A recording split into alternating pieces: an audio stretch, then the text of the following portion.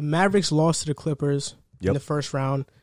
The Clippers then proceeded to lose in the second round. They choked the series to the Nuggets, and because of that, Doc Rivers today was fired. Something that surprised most people, probably didn't surprise other people.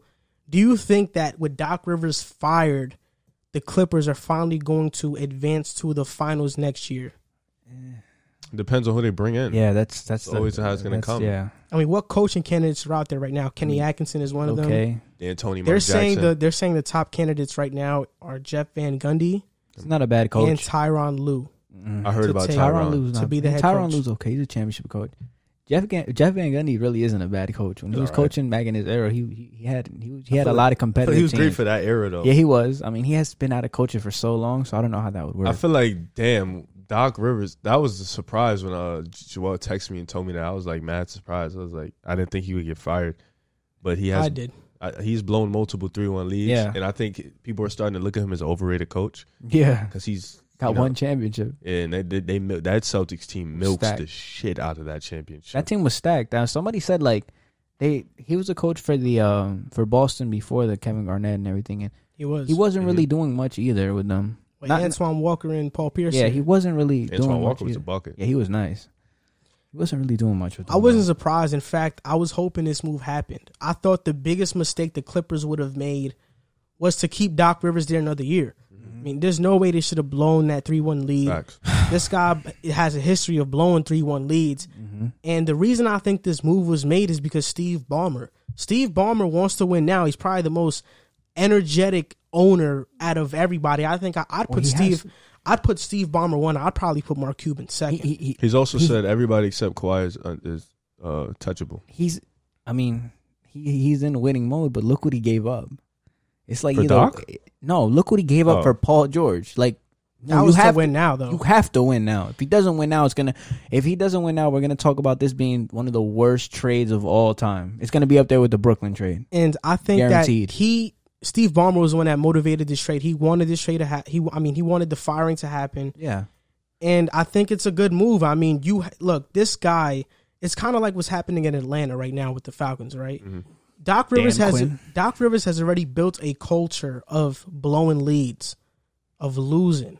That culture is not easy to fix. And in order to fix those type of cultures, you either need to bring a new guy in or just blow the whole thing up. They don't have the option of blowing the team up because this team can win. So the other answer to it is bringing a guy in, just like Atlanta. Mm-hmm. Atlanta has that culture of blowing leads. Whenever they got a lead, oh shit, it might happen again. That's how the Clippers feel now. That's how Doc Rivers' teams feel now. Mm-hmm. Shouldn't have never lost to the Houston Rockets. Should have never lost to the Denver Nuggets. And shouldn't have lost in 0-3.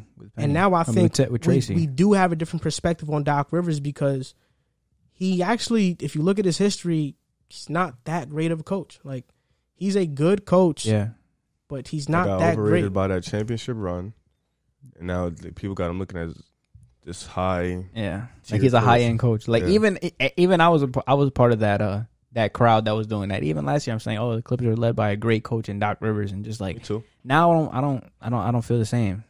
I mean, Doc Rivers last year with that Clippers team, they made the playoffs, and Doc Rivers was in Coach of the Year conversations. Yeah. He was getting votes for that, and I don't think that should have happened because I don't think any 8-seed team should get Coach of the Year nominations. That's just me. Even if there was no expectations to make the playoffs for your team? Maybe a little bit. Like, let's say the record was actually really good. Yeah. Like, if Memphis would have made it, I guarantee Taylor Jenkins would have got some, but I don't think you should be a leading candidate. You should be maybe like top 6. How about they gave the Warriors a run for their money? How about with Kenny Atkinson when he got Brooklyn to the playoffs as his coach? Do you think that was worthy of that too? Brooklyn. I think it's a. I'm just like trying to get a better understanding. I think it's like of top 6, top 5, but I don't think you should be a leading candidate. Okay, but I think, man, only if Kawhi didn't end off so bad with Greg Popovich, I would say Popovich could come and coach this team.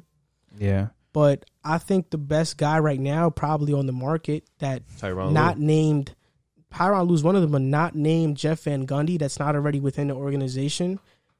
Kenny Atkinson.